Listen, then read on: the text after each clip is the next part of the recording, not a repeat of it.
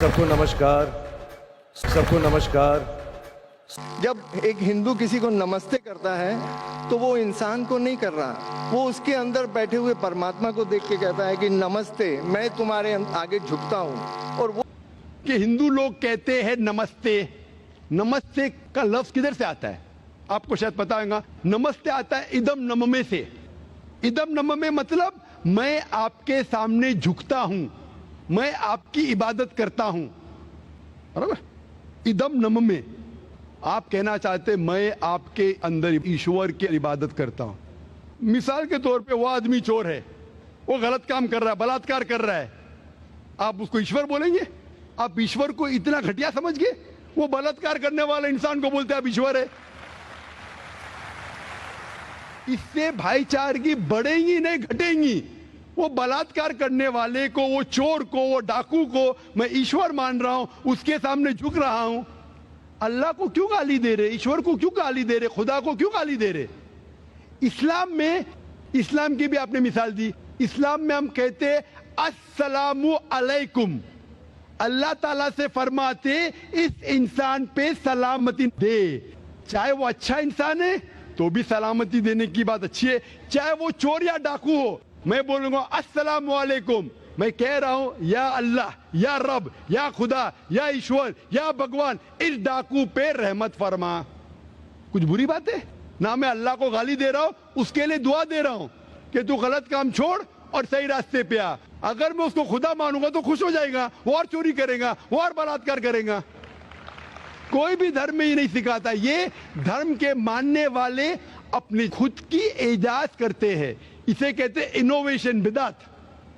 जिस तरीके से खुदा ने सिखाया है कि उसकी इबादत करे, उसी तरीके से हमें करना चाहिए।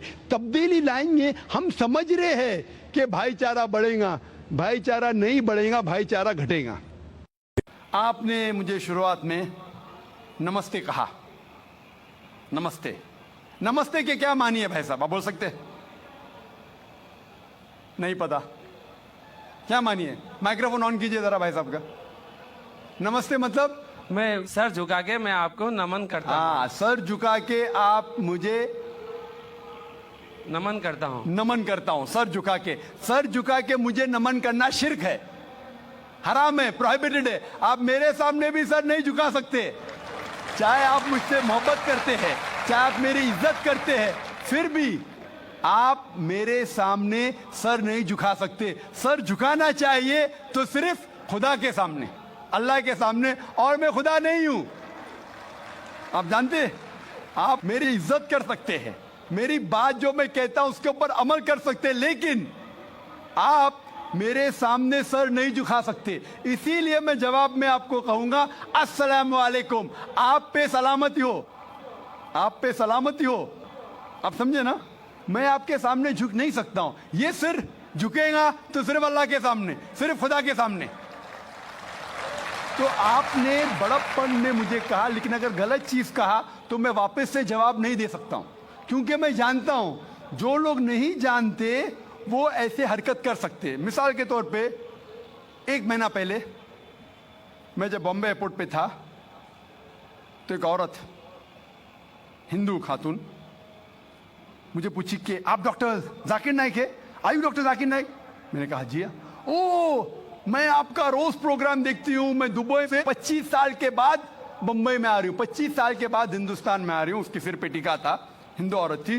बोलती मैं आपके प्रोग्राम देखती हूँ और बहुत अल्हम्दुलिल्लाह तारीफ करने लगी। सारी तारीफ अल्लाह की है, मैं कुछ भी नहीं हूँ। और फिर कहने लगी कि मैं तुम्हारे पैर छूना चाहती हूँ। मैंने कहा कि ये गलत है, शिर्क है। तो बोले क्यों? वही जवाब मैंने दिया, आप जो भी कहो मैं आपकी बात मानूंगी। तो मैंने कहा आप कुरान मजीद पढ़िए, कुरान मजीद पढ़िए और इसके ऊपर अमल कीजिए। और मैंने तकरीर की है similarities between Islam and Hinduism, इस्लाम और हिंदुइज्म में यकसानियत।